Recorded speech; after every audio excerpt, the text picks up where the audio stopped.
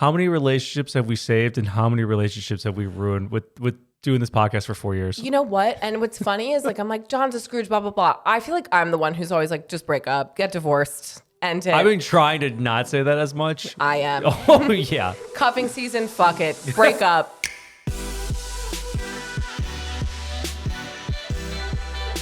And welcome back to Give It To Me Straight. I'm Alex. And I'm John. And we're your gracious gracious hosts. John, this is the last episode of the year. Cool. We're still going to shoot another one for the following week, so nothing has changed. I'm just saying, like, it's the last one before the new year. But yeah, I was like, new year. It's new goals, new me. Yeah, all this, nothing You're like, has no, changed. you're still going to be a piece of Nothing's shit in 2026. What do you want to do in the new year? I didn't even think about that. Like New Year's resolutions. I know. It's crazy because I feel like when you think of the new year, it feels so far away, but it's really just like 1 week. Will we have another episode not when out this episode comes out, but before New Year's? This episode is the episode before. I just said this is the last episode before New Year's. Like the day before? Look at the calendar. 2 days before, I believe. What's your New Year's resolution? I feel like, did I not just ask you that? Like, what? I didn't ask you what your resolution is, but like, what do you want to do in the new year? You have to answer mine first. Why am I tired? First off, I should not be tired. Lucy slept the longest she's ever had. I know, she's as an her angel. ever has last night. You good? Not really. It's because you just worked out. That's why. I don't know. I didn't sleep that well last night. I wish I did. That was What time did you go to bed? 11. We used to go to bed at the same time. Not really. Not really. We always did I go until this downstairs, past year. I game, you go to bed. It wasn't until we moved back to New York that you started staying up late. It's not late. It's not late. When we work all day, I'm like, I need some downtime. I can't just go from work straight to bed. I don't know how you do that. Because for me, work is fun. So Cool. I do that like in bed. I'm just like thinking of more ideas and doing more work. Okay, so you didn't tell me what your New Year's resolution Also, is. watching The Notebook doesn't count last night as downtime for me. I thought we were going to watch the new episode of Fallout, and out of nowhere, Alex was like, There we're is going to no put on new episode of Fallout. But you didn't know that. You didn't know so that. I put the Notebook on. Because before, I was like, I think Fallout comes out on Sundays. We were going to watch Fallout. Doesn't matter. You love that movie, John. I know, You but literally, still. but you. No, wait. But you're still, like I thought we were going to watch Fallout. She puts on The Notebook. So again, that doesn't count as my downtime. I was like, she wants to watch it. But yeah, I got sucked in. I love The Notebook. Except the old people parts. John fast forwards through all of the old people parts. I have seen, Saving Private Ryan is my favorite movie. Notebook is probably up there. But I think I've seen Notebook more than any other movie. I don't know why. Maybe like sometimes with girlfriends, I've seen it. You've never once watched it with me until the first time last night. Alex, And yes, we've seen it together. I don't think so. Yes, we have. Okay, so what's your I just point? posted. I'm just saying it Is this doesn't count as my supposed to downtime. is this supposed to make you seem like a hopeless romantic because no one believes you? You're No, not. but I will bring up something. Might be a hot take because we've talked about this. I can relate to the parents. 100%. Allie should not have married Noah. She didn't marry Noah. Noah really just like that poor girl Noah was hooking up with when he was older. No, And Martha. then and Martha's even like, she's like, wow. what's her name? She's so sweet. She even was like, she's so sweet. Mm-hmm. You know, I also just feel like it truly is unrealistic. Like Lon, so fucking hot. He's also very From successful. money, successful, good head on his shoulders. I'm like, there's no world in which Allie would not actually, and like, you're just gonna go back to someone who you spent one summer with. There's After no 7 world years, where I would let someone like, oh, you got nervous jitters? Sure, go back to your hometown. I know you need to like figure some things out.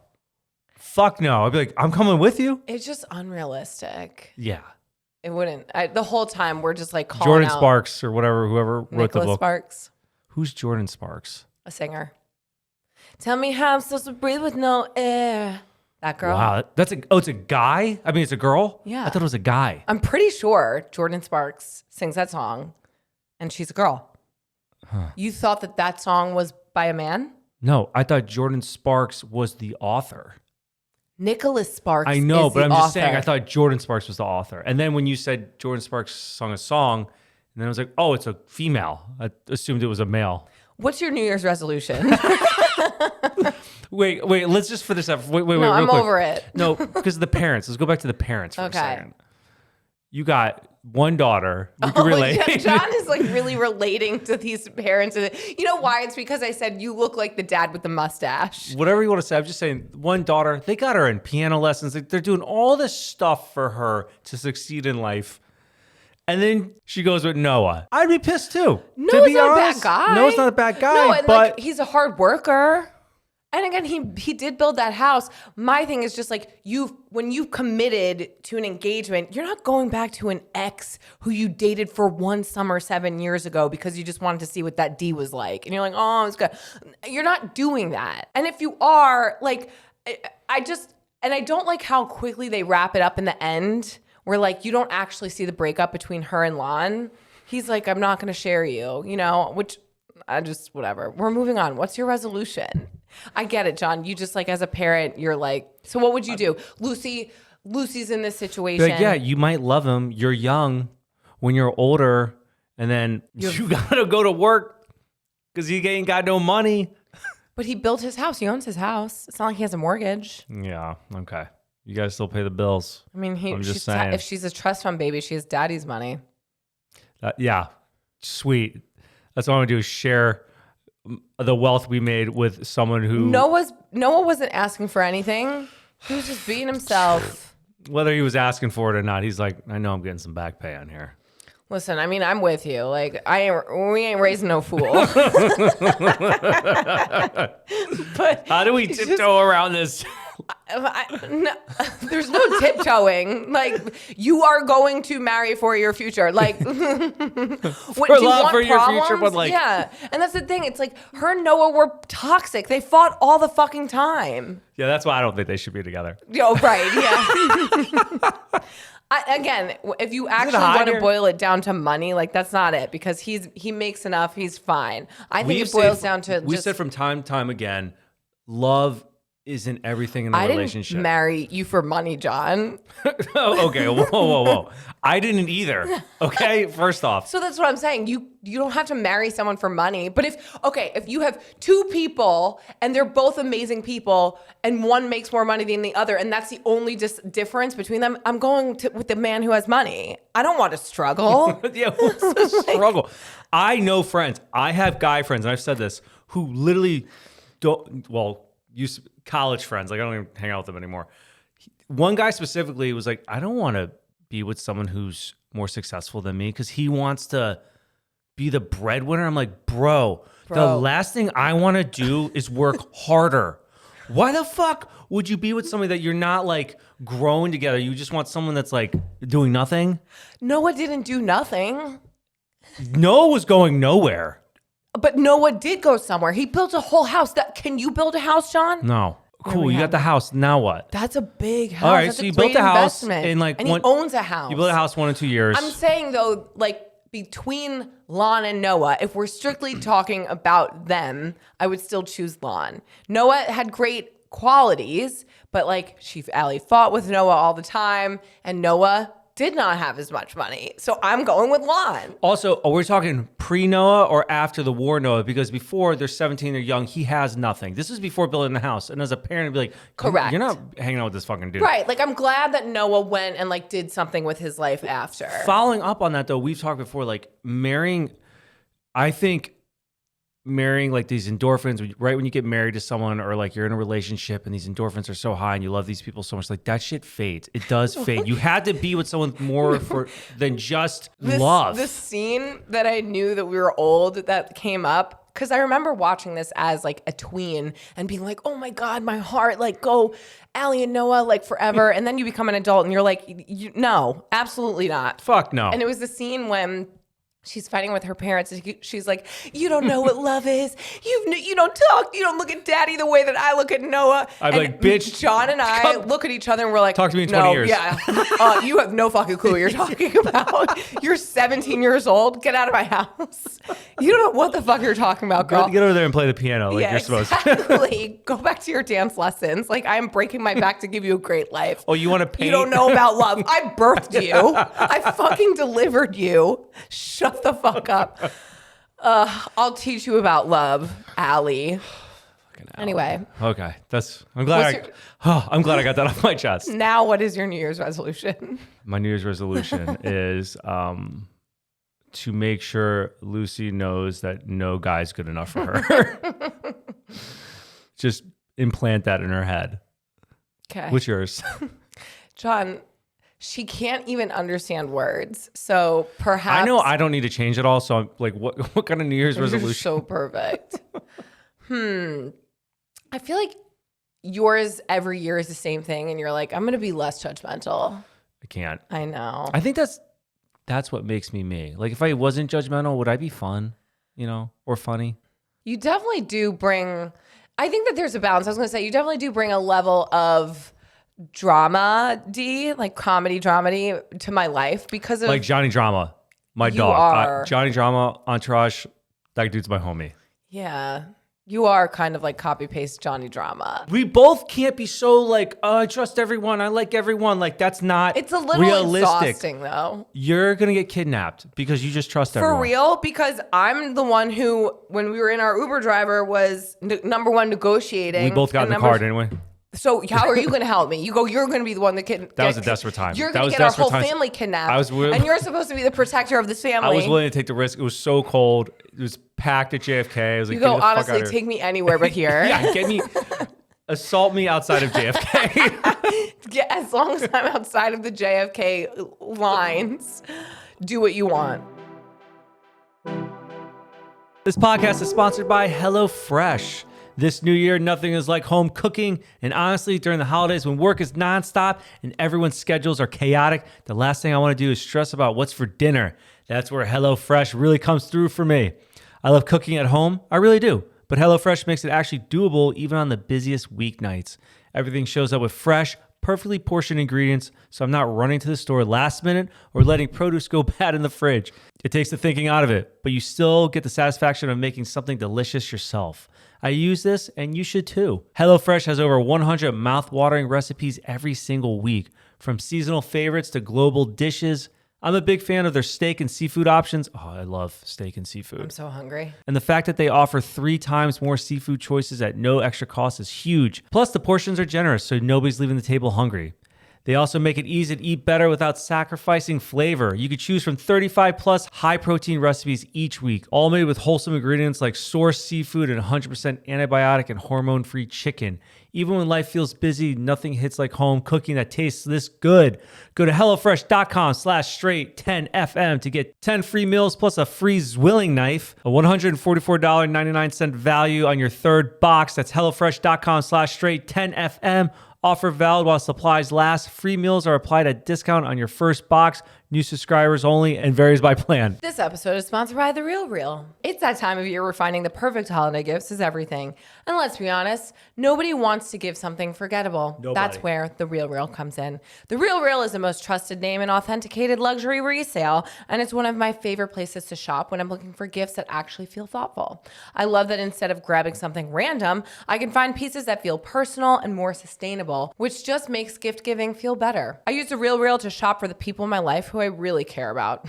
Not like Jon, the friend who's always ahead of the trends, the mom who lives in great knits, or that person who casually sends you screenshots of the things that they don't need. These are gifts that get the best reactions. The, wait, how did you know? Gifts. A pair of earrings they mentioned once, a bag from the brand they've been eyeing, or something they'd never splurge on for themselves, but will wear nonstop. I love that shopping resale is just smarter. You could save up to 90% off retail. Everything is authenticated in person by luxury experts, and with thousands of pre-loved designer items dropping daily, it's easy to shop from your couch and still feel like you nailed it. With thousands of pre-loved luxury arrivals daily, no one does resale like The Real Real, and no one makes the holiday shine brighter than The Real Real.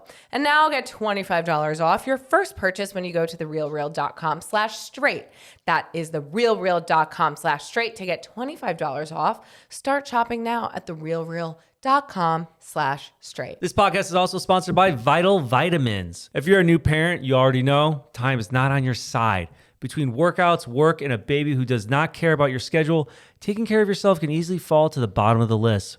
That's why I've been trying Vital Vitamins Age-Defying Bundle. It makes staying consistent with supplements actually doable. Vital Vitamins has been around since 2018. They sold over 4 million bottles and are trusted by hundreds of thousands of people. Everything is thoroughly researched, third-party tested, and made right here in the USA, which matters to me. The age-defying bundle is 3 simple supplements that cover a lot of bases. First, their Multi-Collagen Complex Plus. This is my go-to for joints and recovery. It combines 5 types of collagen plus biotin, hyaluronic acid, and vitamin C. I work out regularly, and this has been my simple beauty from within step.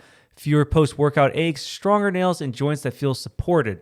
Then there's the Brain Booster Plus, which I didn't realize how much I needed until I started taking it. It's caffeine-free, so no jitters, but it helps me lock in, stay focused, and feel mentally sharp, which is huge when you're running on less sleep as a new dad. And finally, NAD Plus, which supports cellular energy and healthy aging. Our NAD Plus levels drop as we get older, and this is an easy capsule from no IVs, no patches, just part of the routine.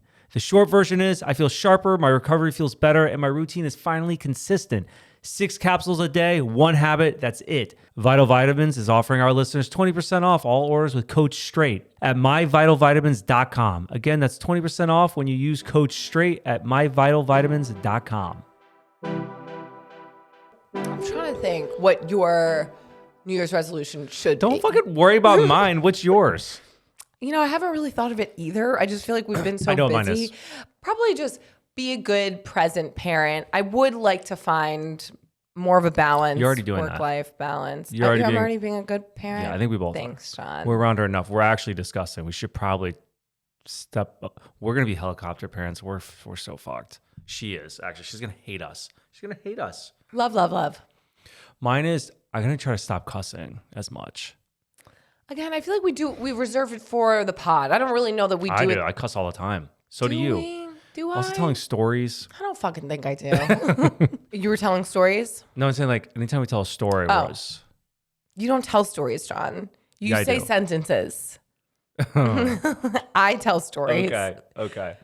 Tell me a story right now. Wait, I feel like I should actually think of a resolution. Maybe I'll talk about it on next week's episode because technically it's not New Year's yet. So in the new year, I'll talk about what my resolution is for the year. But maybe we do a recap because this is the last episode of the year. We could go through. Is that more work on me? No. January, found out we were pregnant with Lulu Canoe. February. Will you remember?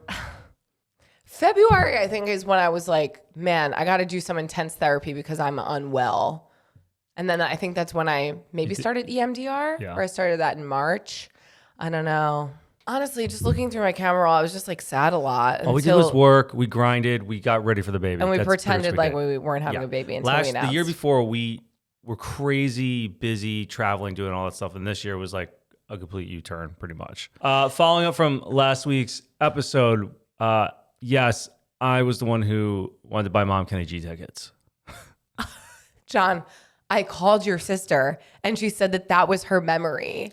She was going to buy her different tickets. I was going to get her Kenny G tickets. But number one, this is the actual story. So I called John's sister, Jen, and I was like, did you buy your mom tickets? And then she said she didn't want them. And then your sister goes, yeah, because she wanted to go to Lady Gaga. She goes, yes. And I was like, John thought that was his memory. And I go, he said that he bought your mom Kenny G tickets. And she was like, oh, well, maybe he did do that because I didn't buy Kenny G tickets, but I did buy my mom. It was to another like jazzy artist. And your mom said, no, I want to go to Lady Gaga. You never once bought your mom Kenny G tickets. I was going to buy them. You thought about this because it happened to Jen. Your mom never told you, I don't want to do that because I want to go see Lady Gaga. She said that to your sister. So you're just like switching Someone's things. lying in this group and it's not me. It's not me. Things.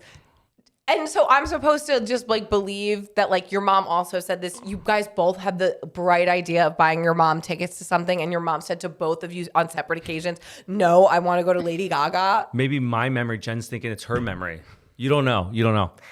So every week, Alex and I, we sit down and like rewatch the show before we upload it to you guys, just in case, I do anything fucked up. I had Lucy sitting on my lap.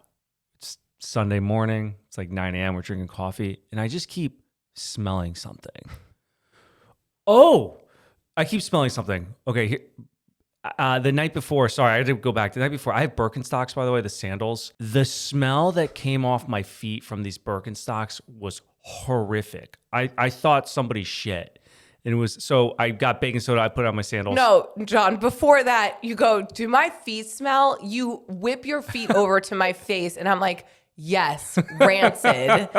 It's almost like as if, because you don't wear socks, like, are your feet just as sweaty as your hands? My feet do sweat. But just wear socks. No, but my feet don't smell normal. Yeah. No, not normally. This was like horrific. And I think it's the cork in the sandal or whatever. I'm like, so are you supposed to wear socks with Birkenstocks? I don't know. Wear socks with all my sandals. That's weird. I'm like, why would I wear fucking sandals if maybe that's a hot topic.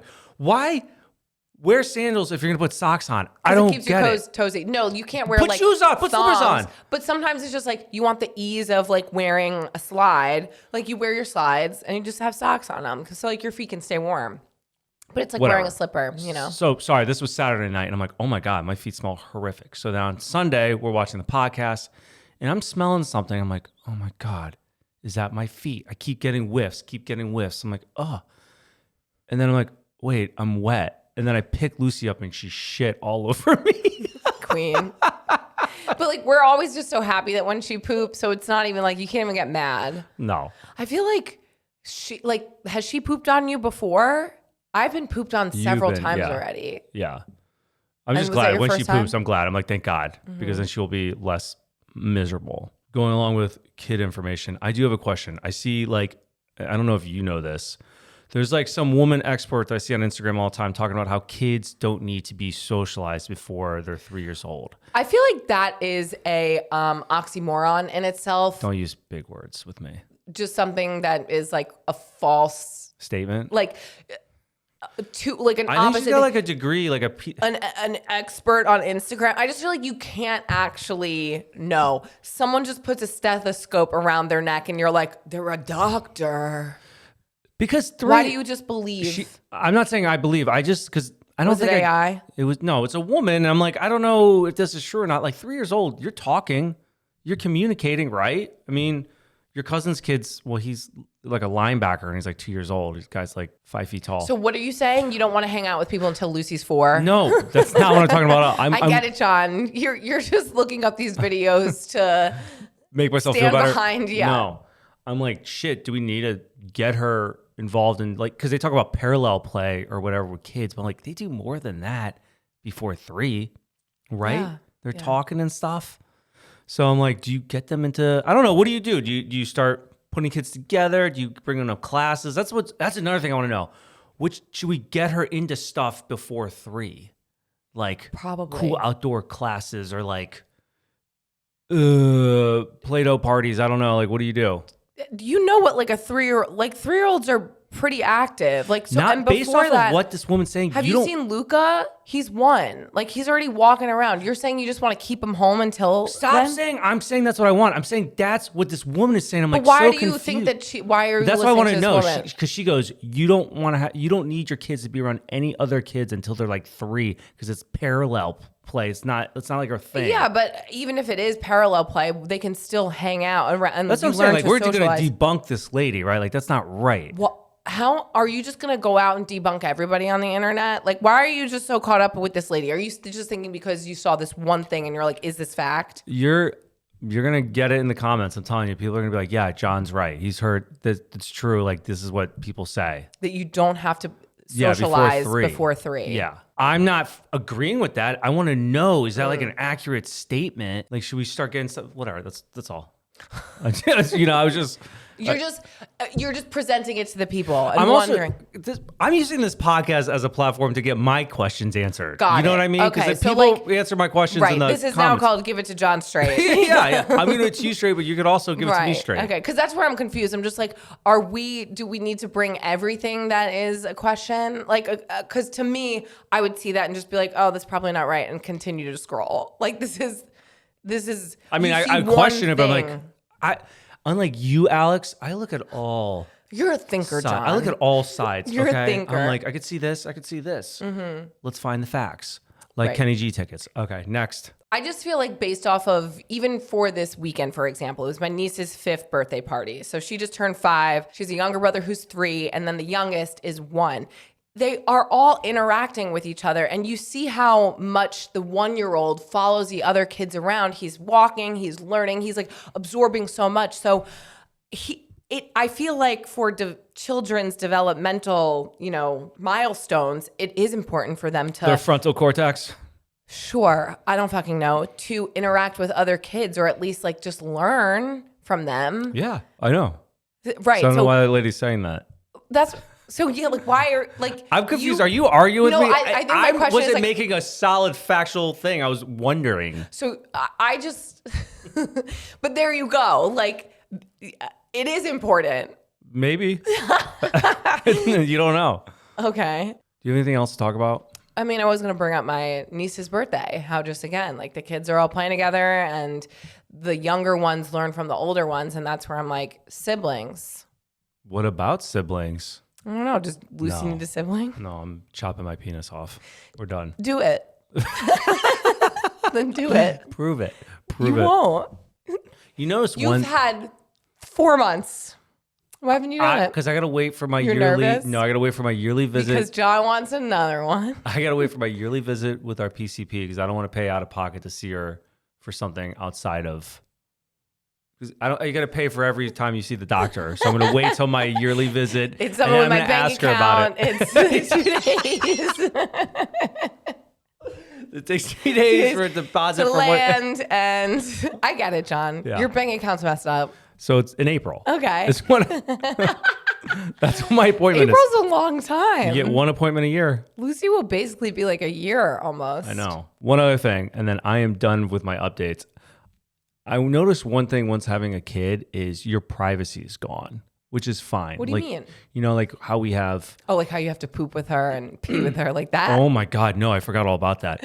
I pooped with her in her thing. I'm like, this is so violating. I feel asleep. violated. She wasn't awake. I know, but she like was awake. she's facing me in the thing, and I'm,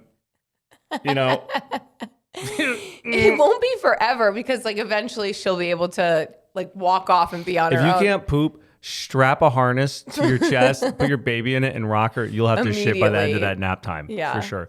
No, not that. I was talking about, you know how we have your mom watching her and my mom, like when we are on our work trip. It's just like your privacy is gone, right? Like they in and out. There's of the always bedroom, people around. Yeah. You're feeding, they're in and out. I'm showering, whatever it is. It's just funny how that, and I'm fine with it, but it really turns into like a communal thing. Even like being in your own home, I just feel like Yeah. there's always just people. Well, because you need the help, and maybe that's what it is. Like if you don't have help, but It definitely makes me want to hang out with our parents more. I'm like, so that you do get the help. I'm like, give me just a little reprieve. set of hands. Oh yeah. I just feel like I have constant knots in my back because I'm like either holding her or she's strapped to us. Yeah. Yeah. But again, I just keep thinking about there will be a time when we're not gonna holding miss her this. anymore. I And know. so I just love, like, you were at the gym this morning, but she was napping on me and I had her in the carrier and I had to pee. So I flushed the toilet and that startled her awake. But then she like looked up at me and then she looked up at me, smiled and was like, oh, I'm safe. And like closed her eyes again, fell back asleep. And I was just like, I need to live in this for the rest of my life, like this moment. And then I think too, I'm like, did our parents feel this way about us? But it's just, you just don't care, that your parents loved you the way that you love your kids. And it just goes down. Do you think that's a toxic thing to think about? Because we're always like thinking about, oh my God, she's gonna grow out of this. She's gonna grow out of this. We're never gonna have this I think again. it helps us stay a little present, Like I don't know that it's necessarily toxic. I don't think you should let it rob you of like the joy in the moment. I'm a nostalgic person. I think that's gonna be a bad thing for me down the road. I'm gonna be like, I just remember you when you were a baby. I know. Yeah. So. Like her wedding. Yeah, she's not getting married. But then I think about that too. Just like, did my parents, the day that I got married, think of me? They were so happy. They're like, God, thank God she married such an amazing man. Yeah. And like your parents were like, who? Oh, about me? Oh, John. Oh, right. Yeah. That one. I forgot about him. We're concerned about his sister. Prize child. Okay. Well, anyway, Happy New Year, you guys. I'm excited to hear what everybody's New Year's plans are. Drop them in the comments. What are you doing? Are you staying at home? Are you going to get lit? Like, remember when we used to go out for New Year's? I know, but I'm fine not. Actually, I feel like a lot of New Year's is house rentals. Like we're renting a little house with some of our family and doing that. And I think I've been doing that. When was the last time you went to like a gala or an event for New Year's? New Year's? We've always like... One time we did go to a party with our cousins. That was when we first moved to New York in like 2018, I think. Went to a party. It was like a bar. It was like a masquerade bar. Oh, I was trashed. I don't remember. I don't remember Oh, that. you did. Actually, that's the only time that I ever seen you black out. Yeah. That week was a blur. But after that, we've done nothing. No, not really. New Yeah. Year's never been like, let's go. Because we're always like, oh, I know it's going to be crazy if you go somewhere and trying to get home, but you can make that excuse for everything. You know, that's actually the plus of living on the West Coast, because I do remember being in LA and being like, we could watch the ball drop at 9 and then go to bed. Like, and even sporting events, like shows, that's maybe a reason to move back to LA. Flip side to that, though, just for bed. You can get a lot of your work done before they're even up. That's true. So pros and cons, no matter what you do. Anyway, Happy New Year. We'll talk to you guys next year. Let's jump into questions. So this week, we're just going to do all the hot topics that we talked about this year, like one from basically every category. Ooh. Or maybe not. Maybe we missed a few, but these are the ones that we decided to pull, or that Catherine decided to pull. Thank you, Kat. They're new questions, though. Yeah, they're all new questions, but like they're just from all the categories. I thought you were putting a list together of all like the hot questions we've ever answered. Well, the hot like categories of questions. Shall we dive in? Let's go. Thank you so much to Google Shopping for sponsoring this episode. Guys, holiday party season is upon us. I've always been a sucker for a good holiday party where I can dress to the nines, but finding an outfit that fits the vibe is no small feat. Online shopping can be overwhelming because you don't know what's going to look good in person, but also who has the patience for in-store shopping anymore? I don't. You hate indoor shopping. Literally exhausting. This year, I have such a good hack for you guys, so listen up. Google's try-on feature. I'm shocked at how easy and accurate it is. Instead of ordering a whole new wardrobe to my door with a million different shipping times and then finding out that most don't fit the vibe anyway, with this tool, I can actually virtually try on clothes before I buy them. I just pull up a festive outfit on Google Shopping, tap the try it on button, then I upload a full body picture of myself in fitted clothing. Boom. Within seconds, Google shows me what the outfit looks like on me. I can now try on multiple different fits without even getting up off the couch. No more tracking a million shipping links and no more returns, which, let's be real, is the worst part. With Google's try-on feature in your pocket this holiday season, here's to looking fab with no added hassle. Check it out at g.co/shop/try-on. This podcast is also sponsored by Rula. You know, there are a few moments in life where therapy would have really come in handy. I'm talking burnout, a tough season, stress stacking on stress. When you know you need to talk to someone, but then you try to find a therapist and suddenly it feels impossible. Hate that. Because here's the thing, finding one who actually takes your insurance, that's where most platforms completely fall apart. I don't know about you, but if I'm using my insurance for my physical health, why shouldn't I be able to use it for my mental health too? That's why I love Rula. Rula works with over 100 insurance plans, which means the average copay is just $15 a session. That's actually pretty cheap. And for some people, it could even be $0. No expensive subscriptions, no paying everything out of pocket, just a real therapy covered by insurance. And it's not just about affordability, it's about actually finding the right therapist. Rula doesn't just match you with whoever's available, they take into account your goals, preferences, background, all of it, and give you a curated list of licensed in-network therapists who actually make sense for you. No wait lists, no endless back and forth. Appointments can be available as soon as tomorrow, and Rula sticks with you, checking in, supporting your progress, and helping make sure therapy is actually working for you. So if you've been putting this off or felt like care was out of reach, this is your sign. Go to Rula.com/straight to get started today. That's RULA.com/straight. And after you sign up, make sure to let them know you heard about them from here. You deserve mental health care that works with you, not against your budget. This episode is also sponsored by Bobby. One thing no one prepares you for as a parent is how many versions of care you need. There's at-home care, on-the-go care, and then there's grandparents watching your baby while you're traveling care, which is a whole different level of trust. When Lucy is with her grandparents or when I'm traveling and not physically there for every feed, I want to know exactly what's going into her bottle. And that's why we use Bobby. Bobby makes USDA organic, European-inspired infant formula that was founded by moms who couldn't find what they wanted on the shelf, so they created it themselves. And the care they put into it honestly shows. Bobby goes through over 2,000 safety and quality tests per batch, plus third-party testing before anything ever leaves their U.S. manufacturing facility. They lose sleep over the details so that I don't have to. And we need those extra hours of sleep. Yes. Even when I'm not the one holding the bottle. Whether you're exclusively formula feeding, combo feeding, or like us, you just want a trusted option for when the grandparents are helping out and you need a backup can in the pantry, Bobby has your back. Their formulas are modeled after breast milk and made with clean, high-quality ingredients. You could feel confident about sharing with anyone who helps care for your baby. Bobby is founded by moms, trusted by parents, and loved by over 700,000 babies. And it's been recognized as Baby List 2025 Top Choice Organic Formula and a top pick by Consumer Reports. It's built to support all feeding journeys without judgment, pressure, or fear-based messaging. At the end of the day, feeding your baby should feel supportive, not stressful, even when you're not the one doing every feeding. If you want to feel good about your baby's bottle, head to hibobby.com and get 10% off with code STRAIGHT. That is HIBOBBIE.com, promo code STRAIGHT. Question number 1. How do you know that you've completely moved on from an ex? I've been married since 2023 and have been with my current husband since 2021, but from time to time, I think about a specific ex with some nostalgia and warm feelings. I know it's not good to compare, but the passion in that relationship with my ex was so much more than my current relationship. I wouldn't say that I have any desire to be with him. Is this normal? Go ahead, Alex. Say what you're going to say. Say what you're going to say. What? No, go ahead. What, just like you're nostalgic and you think about your ex-girlfriend all the time? No, I was just waiting for that. But yeah, I knew you were going to say that. Yeah, because I know that you My are in love with her. oh my God. My mom brought me, my memory book. The only thing I have of my childhood. The only reason that John remembers things. There's a 10-page little For thing. someone who's so nostalgic. Here we go. Continue. Here we go. It's physical like evidence of my past. It's like a little 10-page booklet. And one is like of my high school girlfriend like on the beach or whatever. And Alex was like, who is this chick?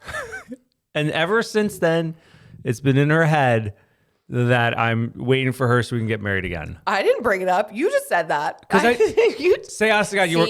And so John say is honest thinking to God, about you were it. going to bring it up. I wasn't. I was You're not. so full of shit. John, I really wasn't. You brought it up at least once a week since my parents were here.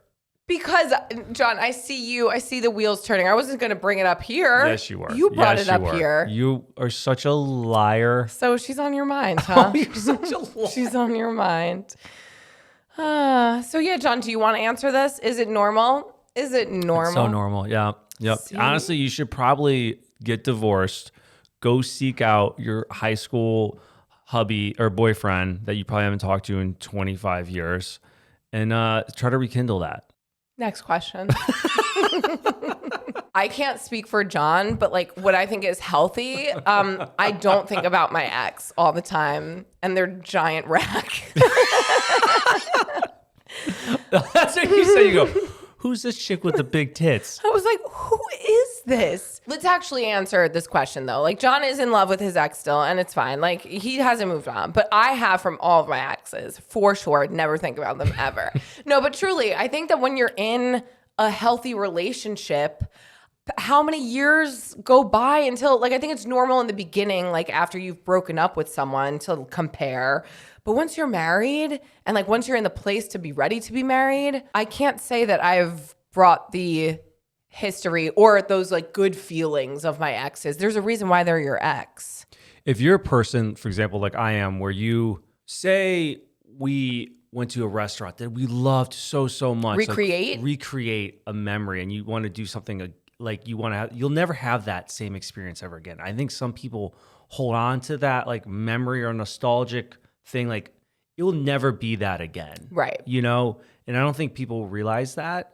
So some people are like are holding on. Or I do think too, sometimes like when you think about moments of your past, you glorify it. Like nostalgia is glamorized. Like when people talk about the 90s, they're like, oh my God, it was so great, blah, blah, blah. I'm like, do you remember how long it took to rewind or fast forward those, tapes before you delivered it at Blockbuster? It is so much easier now to just click on Netflix. Like, yes, there are things that are great about the past, but I think that a lot of it is like glamorized in our brain. Like we always remember things better than what they were. You could be like, I used to have bonfire parties all the time and drinking like Colt 45 or like, like the Edward 40 hands. Yeah. To do that now, I'd be like, this is fucking miserable. Right. It's like, I wouldn't want to do that. Yeah, because you're a different person or just like times have changed. But you still think of the nostalgia time, like you're with your friends. it was you're having a good great. time. Yeah. I think though that I would look at your current relationship and say like, what is missing in your current relationship? And the grass is greener where you water it. Do you think your argument is saying you think something is missing? That's why they're looking. I think people could just be nostalgic without things being missing. Maybe, but she's saying like the passion in her relationship with her ex. Like if you...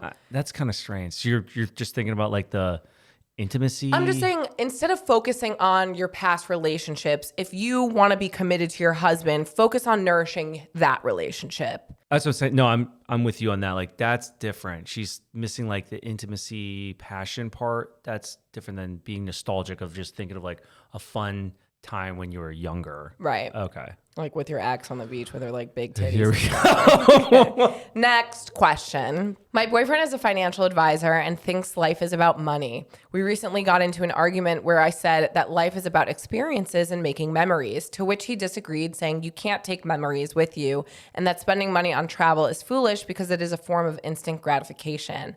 I love that he's responsible with his savings, but I said that I feel like you can't take money with you and that life should be enjoyed with the people you love, even if it's at a low cost. He held firm that a financial legacy is what matters the most. Thoughts? I appreciate that I don't have to worry about him draining our savings, but also, is this a red flag? Is it both their money or is it like I just think it's ironic if it's coming from someone who's not making money, who's like, you should spend your money. Well, they're just dating, and these are conversations that you should have. I think you're learning a lot about each other and his values around money, and it is important to have these conversations because it's a huge factor in a relationship that you can, end up breaking up over, or if you get married, get divorced over. So I think knowing how someone views their finances is important. And if you don't align, like I knew that we aligned on how we viewed money, but I didn't align with my exes on how I viewed money. I don't think we really had a conversation about our finances. We did. We got into business with each other. I know, but we never like really talked like what type of spending habits do you have or what kind of person you. I think we just got an idea of how we are with our spending, but we never actually had a convo about it. I think you, in time, just realize what kind of person they are. Well, I think because you recognize, like, you view via context clues, like how you do spend your money. Like if you were buying lavish clothes. Right. Et cetera, like you and I knew, like we always liked to reserve our funds for trips or things. Like we were never really big spenders or materialistic in certain things. But I think if you guys have different ways or different values of like how you do want to spend your money, like that is a huge conversation to have. Because when you think about kids, it's like if he wants to just save and you want to maybe do a family vacation and spend your money on a memory, that might be a point of contention down the road. So I don't necessarily think it's a red flag, but I think it's something to consider. Yeah. Next question. Last year, my brother-in-law got married. They had a no kids, no exceptions rule, which is fine. But at the time, we had a 1-month-old and we were told we couldn't bring her. They expected us to fly across the country for a wedding and leave our 1-month-old and 2-year-old with someone, or I could come and stay in the room during the wedding. I felt like I was uninvited because of this, which is fine. It was their wedding. But they also had made zero effort to meet our kids, now 1 and 3. They just had a baby, and my mother-in-law expects us to drop everything to go meet their baby. These people are strangers to my children, and I have only met my sister-in-law once. I told my husband if we were going to spend thousands of dollars traveling, I would rather go on a vacation. He thinks I'm being petty. Am I completely out of line?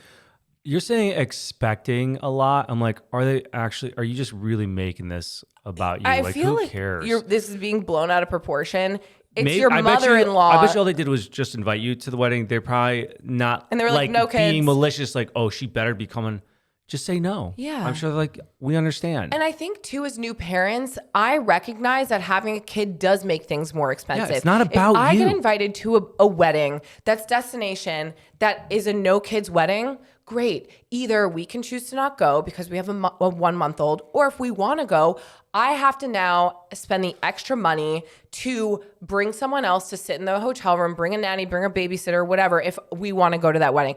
I am not going to turn that around and say, that means that they uninvited us because of that. Like, that's a victim mentality. That's crazy talk. And the fact too that you're saying your mother-in-law expects them to drop everything to go meet their baby. Did she say that?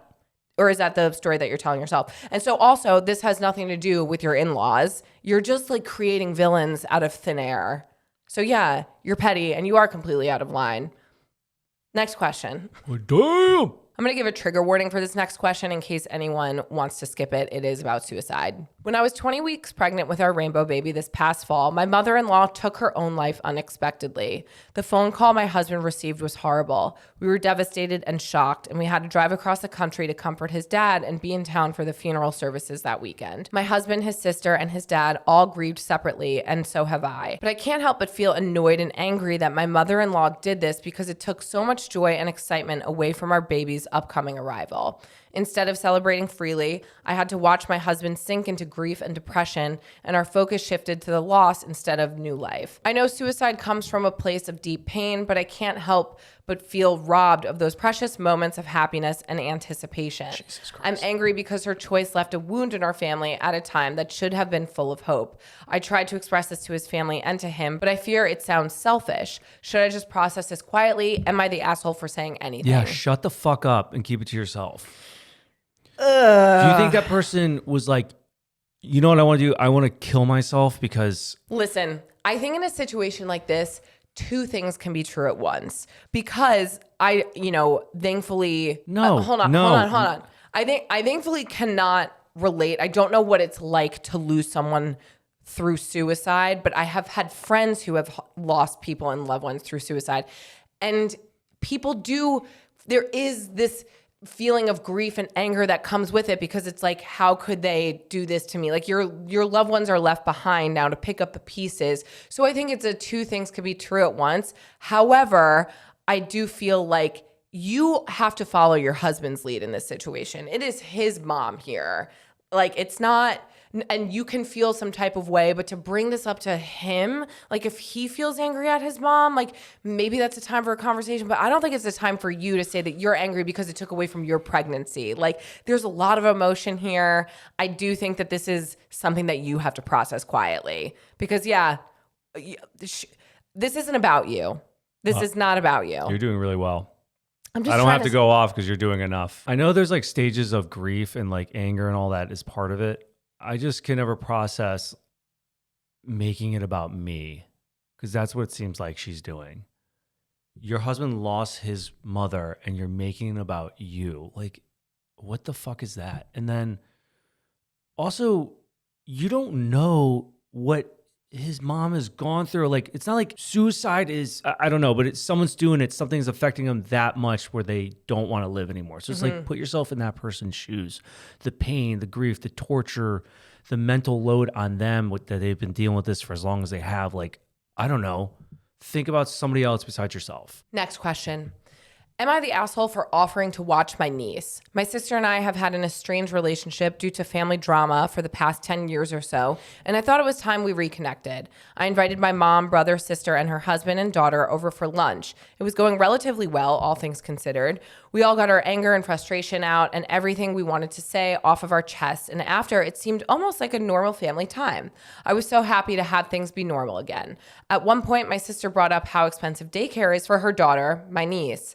I'm 30 and currently not working, so I offered to stay with her for a couple of days a week so she wouldn't have to pay quite as much. I knew my sister would say no, considering she hasn't really seen me for 10 years, and this was only the second time I've ever met my niece. But it seemed pretty innocent to offer. That is not how my sister took it. She got furious and said something along the lines of, "You can't leave our lives for 10 years and then just want to be an aunt to my daughter." This broke my heart because our falling out was just as much her fault as it was mine, and I was one who called her and asked to reconnect. Do you think I'm the asshole? Oh, so your sister's crazy. Got it. Okay. I don't think you're the asshole, but I think you have no self-awareness. I don't think that you... What do you mean? What are you talking about? She extended an olive branch. She's like, I will help you. But I think and it's then weird. What are you talking about? I And then think her sister goes, how fucking dare you? I'd be like, how dare you? I was trying to do something nice for you so you don't have to pay that much. That is not... I think it's too soon. Like, I think... It's your sister. And they haven't spoken for 10 years. Who gives a fuck? It's your family. It doesn't matter. It's not like a random friend. It's your sister, and you're trying to do something nice. What? I don't think your sister needed to go off on you. But if I was your sister, I too would be like, maybe let's pump the brakes. Like, we can take a minute to reconnect. Thank you. What happened initially? Does she say? She doesn't say. It's just like there's been drama over the past 10 years. And she's not working, so she offered to watch her niece. I just think I am shocked by your response. I would feel protective now being a mom. I would also feel protective and just be like, no, you don't, like, I haven't spoken to you in the last 10 years. I'm with the sister here, where I don't think she needed to go off on you, but I would just be like, thank you, but it's been a minute. Like, I don't need you coming into my life and just like acting like you're a trustworthy person to watch my daughter. A lot of jibber jabber for no reason. All you could have said was, so basically, thank you so much. Like, we'll think about it. I don't know. Right, and that's why say all that other bullshit? I still can't believe, like, if I was her, the one who extended the olive branch. But why would you even? That's not an olive branch to extend. No. Like, that's too aggressive to start, is what I'm saying. Do you think she's doing it? You think she's doing it because she wants money? I think she's doing it just to. No, she said to help her sister save money. No, what are you talking about? I'm just saying it's when you're watching someone's child, that is a huge like trust. A relationship of trust that you have to have in this person. Sounds like you guys just got together and just made amends. And in this, you're saying like, now I'm going to offer you the one thing that is like the most precious thing of your life I'm going to watch. Like, you haven't seen her in 10 years. She's offering the one thing she may be able to offer to her. She doesn't have any money. She's not working. I think you're looking at it like she's trying to like get involved with this family. Yeah. No, she's doing. Are you fucking with me? No, are you fucking with me right not. now? I'm saying that, like, me. I think that her sister overreacted, but I think it's weird that this listener asked, like, or offered. Like, I think it's context clues. It's like, I imagine. Yeah, I'd be like, that's nice of you. That's out of left field, your response. Because I think she is the one who extends the olive branch for them to hang out. Then she's hearing about her sister's problem. She's like, how can I help my sister? This is the only thing I could do to help my sister. She just threw it out there like, hey, if you ever need me to watch your kid, I'm available. She's not like, you need to hire me. Would you offer someone who you haven't spoken to in 10 years? You need to think of something else. I never want to watch anyone else's kids. You got to think of something else. Okay. And I don't know what the falling out was. I'm going to give an example here. And I'm going to say a name, and Sean's going to have to bleep it out. If she goes to you or to me and she goes, I can come and I can watch your kid, what is your response going to be? You might be nice and say, thank you. You got it all wrong, because you think that I would accept the olive branch from her. That's my point. No, for the initial hangout. We wouldn't even get that far. I'm just. First off, no, that was a dumb example. I'm like, this chick. But let's just say that you did, and you had to sit down, and you're like, okay, like, we're gonna like now move forward in our relationship, and then you're just talking about how expensive daycare is, and she goes, I'll do it. I'll watch your kid. What is your response gonna be? Oh, I just like, we're okay, thank you. Right, but do you think that it would be weird, like if that person who I just mentioned offered it? I'd be like, that's kind of out of left field. Like, we're just getting to know each other again. We're just getting back into each other's lives. I don't think that you need to extend such a generous offer. No, it feels a little because odd. The person you're talking to in our family, like, I know she has nothing. She has no money. She has nothing. She has nothing to offer. Yeah, so I'm like, okay, I could see why she would offer that, because that's what she can offer. Wow, you're cold. You're not saying her reaction was justified, but I'm saying it's a weird thing to offer. Okay, so we agree that her response was wrong. I don't think it's a weird thing to offer. I think it's too quick. Like, read the room. You're just getting together for the first time in 10 years. That is the olive branch. Like, that's the first hangout. And now you're saying, I think the disconnect here is you're offended by her. I'm not offended. No, like, No, I'm not offended. You're with her about being, the response is wrong, sure. But internally, it seems like you're offended by her offering. That's the weird thing here. Because I wouldn't be offended because I'm like, I get it. I'm looking at her like, makes sense. She has nothing else to offer. Like, you extend an olive branch. You're trying to build this relationship. Okay, again. and maybe that's what it is. Like, There you go. Now I'm breaking her down. No, I'm breaking her like, down.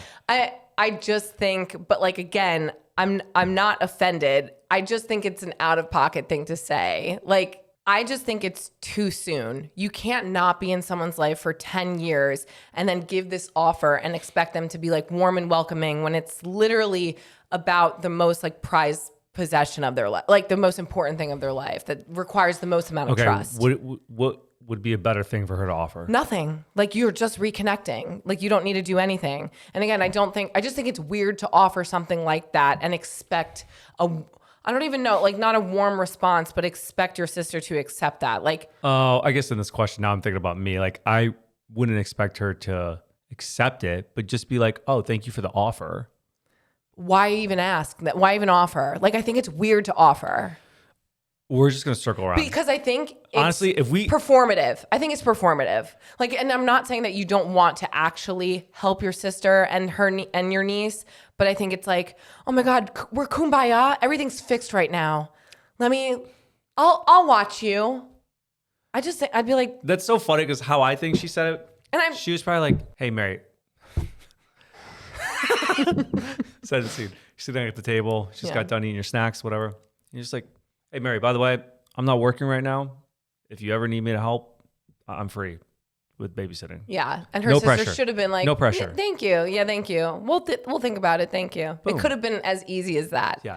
You're over here. She's like, oh, I feel so, you know what? You should hire me and let me watch. But because if I was the sister who got asked by the other sister, I would go home and talk to my husband and be like, that's fucking weird. I would be like, she doesn't we don't know her. Alex, she hasn't been all around. I know is if every question is going to have this debate, we're not going to have time for any more questions. Next question. You're not the asshole. You're weird. Next question. My best friend and I have known each other for almost 20 years. We met the first day of college. We've gone through every phase of our adult lives together and have even lived together, and we have never had an issue. On paper, we are wildly different. I'm a perpetually single gay guy who has never had the desire to have children, and she is a married woman who is unsure about kids, but ultimately had her one and only child 2 years ago. I love my best friend, but I have found that ever since she had a child, it has become her entire personality. I feel like our friendship used to have so much more depth, but now our conversations are constantly focused on her daughter's favorite toys or her daughter's poop cycle. Doesn't make me a bad friend that I simply do not care about that stuff. Our relationship has become strained since the birth of her daughter, and I feel like we have nothing in common anymore. But I also feel selfish for feeling that way because I want to be there to celebrate her ups and downs, but they all revolve around her child. I don't want to say anything for fear of hurting her, but I miss my friend and desperately want some semblance of our relationship back. Not sure if I just suck it up and deal or have an open conversation, and if so, what do I say? No, I get it. Your feelings are justified. I'm always so scared that we're gonna end up doing that. Like, I don't want to be that person that just talks about their kid all the time. Right. Again, we're in a stage of life where we're in the trenches, where that's all we're doing constantly, and that's what you end up doing. You talk about your life in the current state that you're in. I think maybe if you have that good of a relationship with her, maybe talk to her about it. I get once in a while, sure, but you can't make your whole relationship about that, because you met her in a time in life where you guys were similar, and people grow and change, and that's okay. But you shouldn't feel guilty. Right.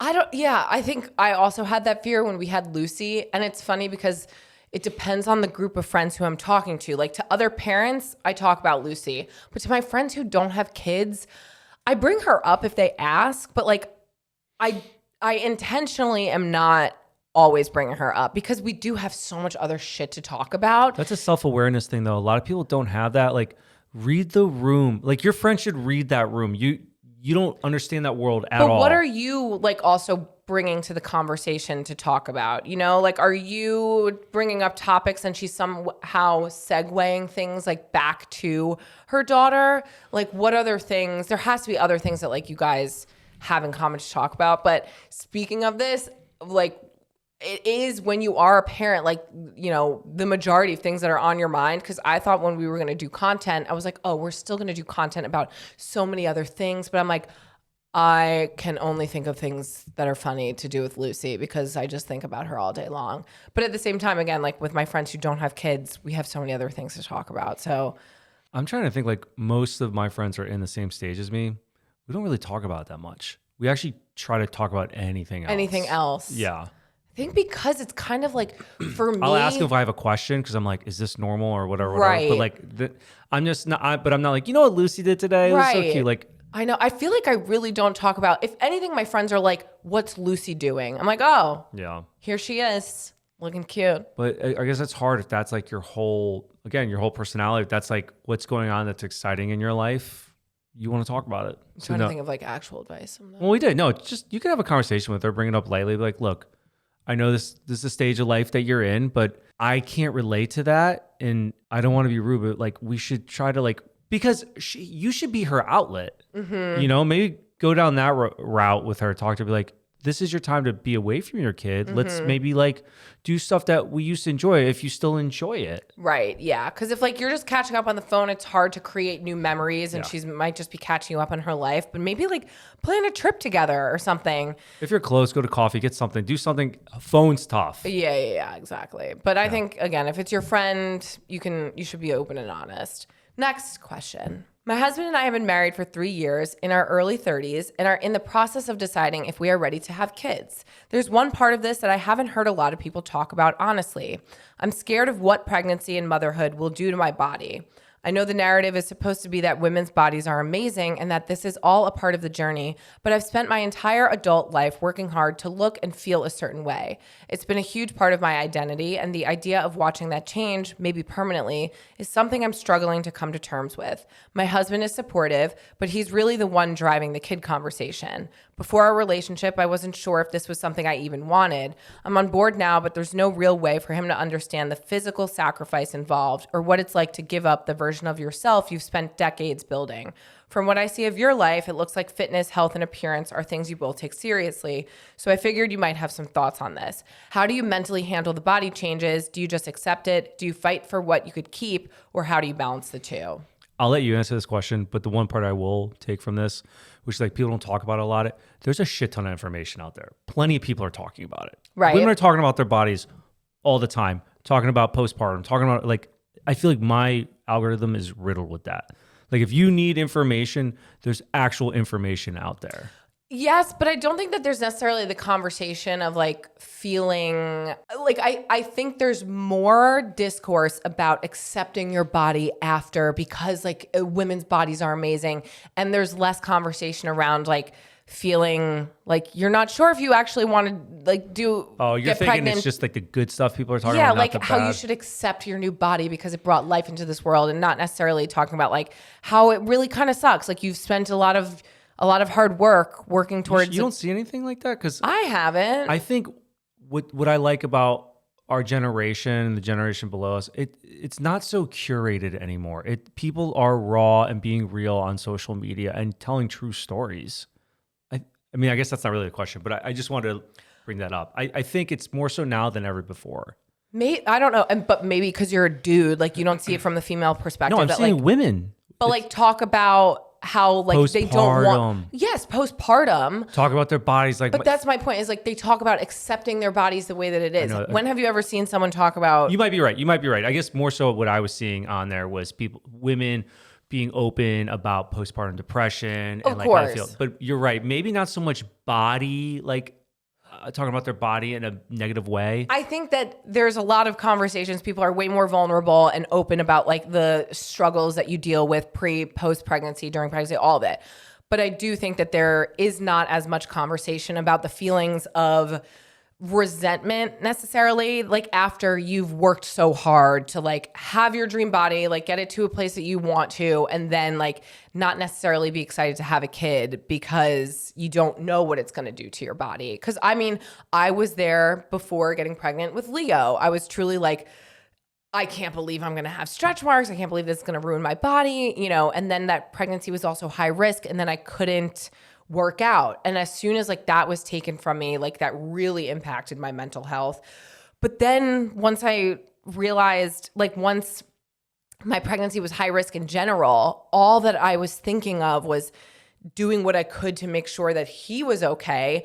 And it is just, I hate to say it, like it truly is just like a mind shift that when you are pregnant, you don't actually, and maybe this was just me because I went through a high-risk pregnancy and then loss. I would have gone and lost my leg. I would have destroyed my body 10 times over if it meant that I could have him here. And again, like, while I'm so grateful to now have Lucy here, my mentality around that pregnancy was still so different.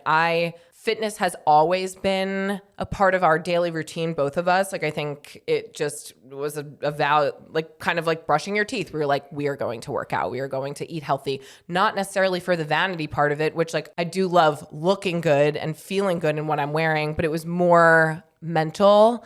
And that's how I looked at like my pregnancy as well. So everybody's different. If you're health conscious before, you're working out before, all that, you're going to be better off than a lot of people. If you don't have a high risk pregnancy, yes. Like if you can continue your fitness regimen, it doesn't just mean that like your body is going to be destroyed. Like your bodies are actually built to have babies. And well, high risk or not, I'm saying like after the pregnancy or whatever happens. Like I'm just saying I think because she's if you concerned can't, like her body's not going to will be the same. Like I'm sure she's going to be way better. Oh no, off but than what a I'm lot of saying is when you're high risk, if like you are a high risk pregnancy and you can't work out, that does During it, impact. Yeah, like I gained way more weight when I was pregnant with Leo than when I was with Lucy because I was still able to like stay physically active. But I think if it's important to you, you're going to continue to work out, you're going to continue to eat right, do what makes you feel good.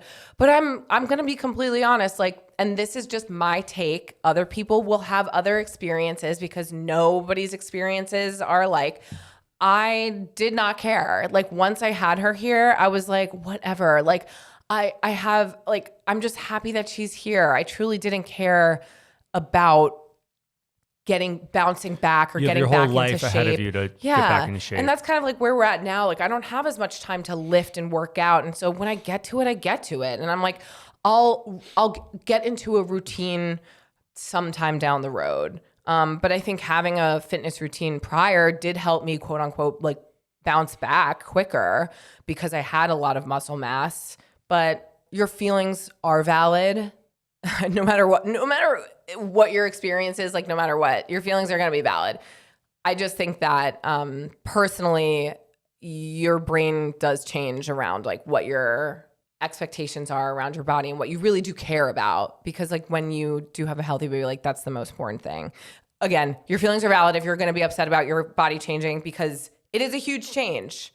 Next question. What are your thoughts on age gap relationships? I'm a 26-year-old woman and I'm currently dating a 46-year-old man.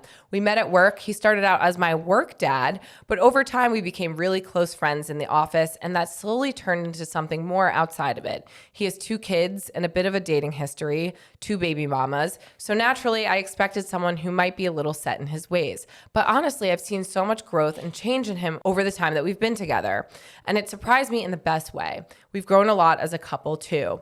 No one at the office knows except for a few of our close friends, so it's a bit of a secret and it's going really well. Between both of our crazy schedules and him having kids, it could be a lot to juggle, but it also makes us value the time that we do have together so much more. Not really asking for advice here. I'd just love to know your thoughts. Is this kind of wild and is it workable? Is it giving midlife crisis or unexpected connection? I'm not going to pretend like I know this guy's intentions. I will say it kind of seems like an uphill battle. 2 baby mamas, 2 kids, a lot of experience on you versus you. Who knows? I mean, who am I to say where you can find love as long as it's legal? And we'll leave it at that. Should I give thoughts? No. Do you want my thoughts? No. Should we really just leave it at that? Yeah, I think it's sure. funny. Next question.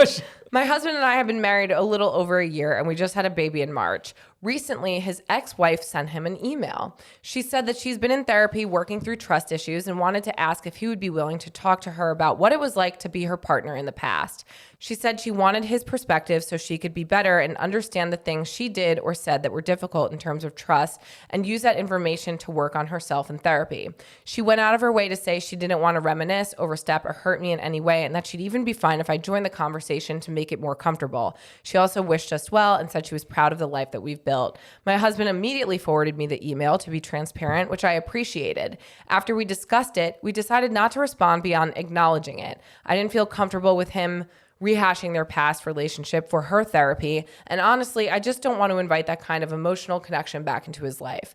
Our mutual response to her was, out of respect for my marriage, I don't feel it's appropriate for me to respond, but I really wish you the best moving forward. And we left it at that. So here's my question.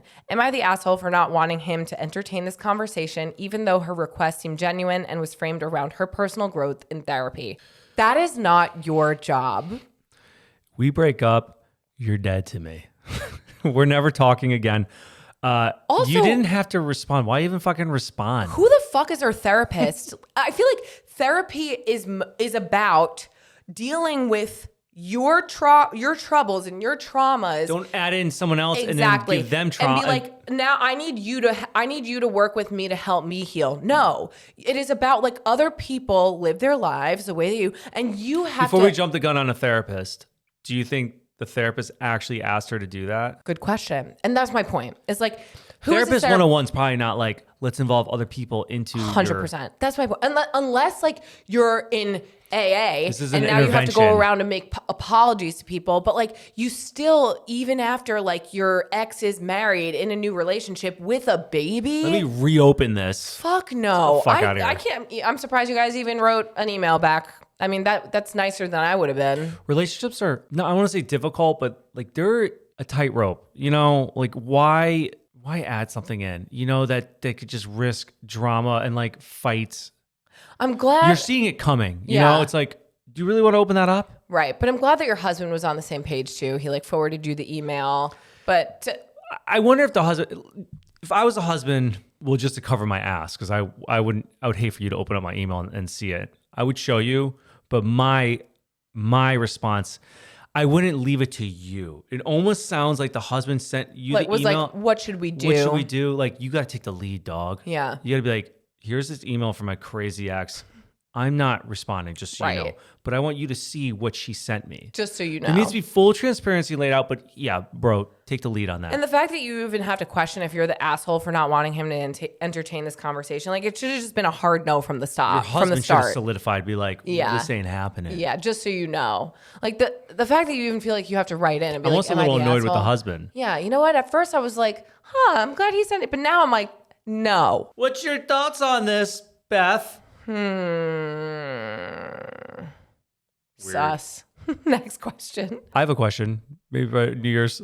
How many relationships have we saved and how many relationships have we ruined with doing this podcast for 4 years? You know what? And what's funny is like, I'm like, John's a Scrooge, blah, blah, blah. I feel like I'm the one who's always like, just break up, get divorced. And I've been trying to not say that as much. I am. Oh, yeah. Cuffing season, fuck it. Break up.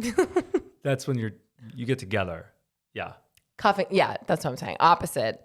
Don't cuff. Uncuff. Uncuff. Next question. My husband and I have been together for 15 years and married for almost 7. Back when we were in our early 20s, he was very into fitness and maintaining his physical appearance, and he would often post shirtless selfies to prove it. I always expressed to him that it made me uncomfortable for him to post these photos while we were in a relationship, as I felt it came off thirsty and made me wonder who he was trying to attract. He would tell me that he posts them because he feels proud of the body he worked out for and wants to show it off, and that it's not to attract other women. He would continue to post them anyway, and we would continue to argue over it. Over the years, as we've gotten older, he went through a period where he stopped working out and put on more of a dad bod. I always thought he looked great no matter what, but he has felt insecure and he's recently started working out again. This means he's back to posting shirtless selfies and ab shots captioned with cheesy motivational quotes about hard work. I've once again expressed that I don't feel comfortable with him posting these types of photos. It all comes off as cringy and thirsty to me, and honestly too attention-seeking for a married man in his late 30s to be posting photos of just his abs on social media. He brushes it off as an insecurity of mine and says he feels proud to post these photos. Am I the asshole for not wanting him to post these types of photos, or should he be respectful of my feelings as his wife? I feel like I've posted. I know, that's why it's tough for me to say, because same. It's like when you do work hard, you are like, fuck, I am proud. Content's content, you know what I mean? I mean, that's our job though too. Not showing off our bodies, but like if I'm proud of something. But there is a little bit of a double-edged sword here that I do feel like when I see a girl posting her bod, I'm just like, hell yeah, bitch. But if I see a dude posting his abs with like cringy, like, quotes. I'm like, get over Okay, say it's a yourself. guy posing, doing the same exact thing as a woman. So I'm saying I'm a hypocrite. No, It's a double-edged sword. motivational, nothing. Just whatever the woman does, the guy's doing. The same exact pose, exact thing. No cheesy lines, nothing. Okay. You're still like... Yeah, maybe it's like the cheesy motivational quotes where I'm just like, shut up. But yeah, so no, that's fine. Because again, if you post it, I'm like... That's so hypocritical. I can't like judge a dude for doing the same thing a girl's doing. Right. And that's what I'm saying. Like, if I post a selfie after a workout showing off my legs... Depends and on then who you are. do it, I'm like... I'm not showing my legs. Well, your abs, your muscles. I guess, how do you feel when I probably have done it a handful of times throughout the 8 years, but like when you do it, I'm like, hell yeah, girl. That's what I think, because I'm just like, that's my husband. And Oh, so you are okay when I do it? Yeah, yeah. But it also depends on like the type of pose. Like, are you posing like a loser, or like, are you posing hot? It also could just depend on like lighting. You know how like, I guess you know your partner so well that you can tell when like they're trying too hard. And so that feels a little bit cringe. Like if it's like trying too hard. But if it feels like, a little bit more natural, but that's just, again, we're content creators. It's kind of different for us. Yeah. I don't know. I don't mind. We get a pass. We're like, yeah, we get a pass to post cringy content. We just also don't care what people think. So. But we don't, because why are we posting it then? For ourselves. Like when I'm posting because like even when it comes to content, it's because I think something is funny and I want other people to see it. If I'm doing it, it's because I'm proud, and then you want other people to see it. I'm doing it hoping some fucking fashion brand sees it and will hire me. I don't know. I feel like I can't respond to this. I don't think I can, because it's so hypocritical of me. It is. I don't think we're the right people to speak on this, because we are like, post I guess the it's content. kind of just your values on. I'm sorry that your husband is brushing off your feelings. Now you can talk about that, where there needs to be a conversation, because that's kind of. I've heard this conversation happen in the past where guys are like, I don't want my girl posting hot, thoughty pictures. Okay, so, what was his thought? What would his thoughts be if you posted? Would he be okay with that? I don't know. I just like, for me, I'm like, if you're working hard, if you like are looking good, it makes you look good, because you're like, damn, look at my husband. That's just my mentality around it. And like, again, if he says that he's not out here like posting for other women, trust him until he shows you otherwise. Yeah. But he should be okay if you did the same thing. I at least ask him that, because that would show like where he stands. Like, would you be okay if I did bikini pose? And if he's like no, then I'd be like, well, now we have a fucking problem. Exactly. Okay, that's it. Rex. Wait, I have a secret. I've secretly thought about getting my tubes tied and lying to my husband about being infertile. Can you just get that? Isn't that kind of like major surgery? Like, wouldn't he know at some point? Or are you just going to like... I don't know. I'm not a doctor. You are a love doctor. Say it. Yeah. Okay. You are. You're a love doctor. I'm not giving it. It's a secret, so I'm not saying shit. No advice for you. All right. Do you have a rec? You know what the rec was going to be? Was a humidifier for our room. But this humidifier is really pissing me off. Why? I shouldn't have to fill it every fucking night. And I think when I was rocking her to sleep, I heard like it was empty. I was like, I just fucking filled it. I heard that in the middle of the night, and I was like, what is that? I thought it was like the camera. I had no idea. So a humidifier would be good my for rec bugs. if we find like one that doesn't burn through the water so quick. We also have a room air cleaner. Like an air purifier? We're trying to do all the things because this poor girl's got bloody boogers. Leave our boogers alone. What's your rec? My rec is... Are you going to say something stupid? I have a really great rec. I definitely thought of one before this episode. I'm unprepared. I lied, John. I didn't come. I don't unprepared, have Alex. rec. No rec. Oh, I'm sorry that I'm editing these questions and these ads. Oh, you work so hard. Guys, like, subscribe, email, comment, do all the things. You guys have a fantastic new year. Oh, and holidays. New Year, holidays, Christmas, Hanukkah, whatever the fuck you guys believe in. If you want to ask an anonymous question, you could do so in our show notes or on our website. You could send us an email at hello@giveittomestraightpodcast.com, and you can follow us everywhere at Give It To Me Straight Podcast. on the socials. I think that's it. We'll see you next week. Next week. Oh, in the wait, new you year. supposed to say it? We'll see you guys in the new year. Ciao, ciao. Bye.